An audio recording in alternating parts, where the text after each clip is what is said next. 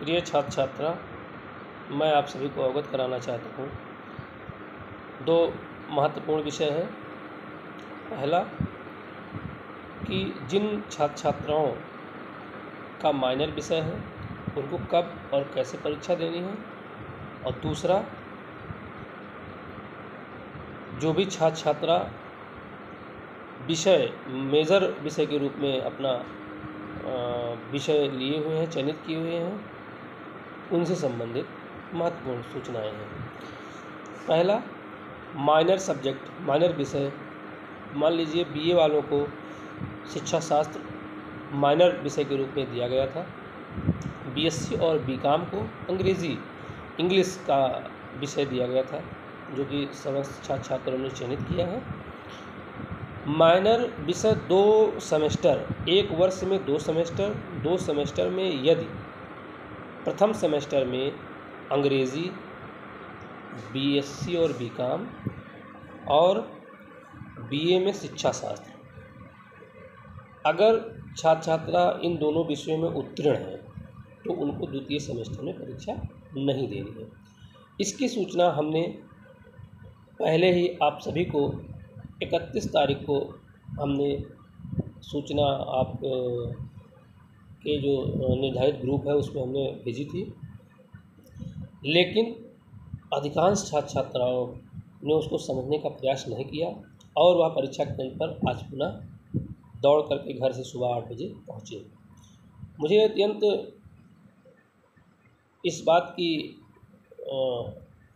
कष्ट होता है कि आप लोग वहाँ से दौड़ करके आते हैं और उसके बाद फिर पुनः वापस चले जाते हैं। जब आप लोगों को समय रहते ही आप सभी को सूचना ग्रुप में भेज दी जाती है तो आप लोग उसका अक्षरशः पालन करें, उसको समझने का प्रयास करें, उसको पढ़िए और समझिए। नहीं समझ में आता है तो 94 73 91 18 00, 94 51 00 15 47, 94 55 63 63 93, इन तीनों नंबरों पर आप संपर्क कर सकते हैं। लेकिन आप पहले मैसेज को पढ़ें और समझें। नहीं समझ में आता है तब आप फ़ोन करें।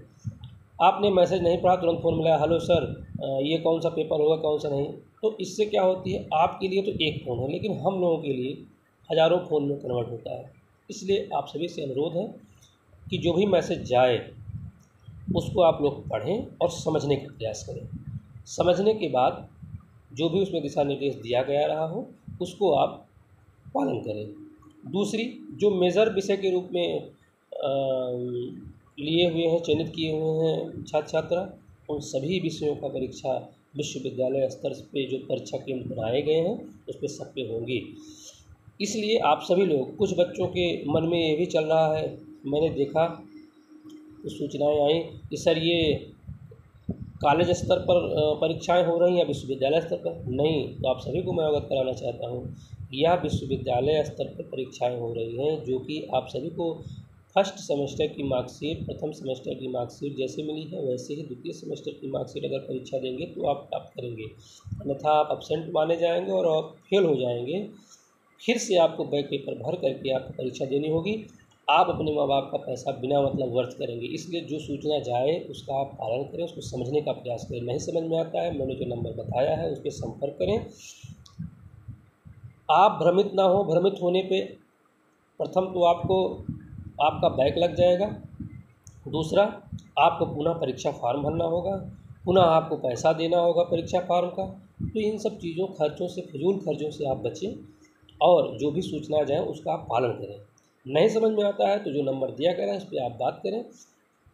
कोई भी असुविधा होती है तो आप कॉलेज से संपर्क करें, कार्यालय से, लेकिन बिना मतलब घर से परीक्षा केंद्र के लिए ना आवें। परीक्षा केंद्र को सुस्ता और सफल बनाने के लिए परीक्षाओं को आप लोग समय से, अब तो देखिए आवें।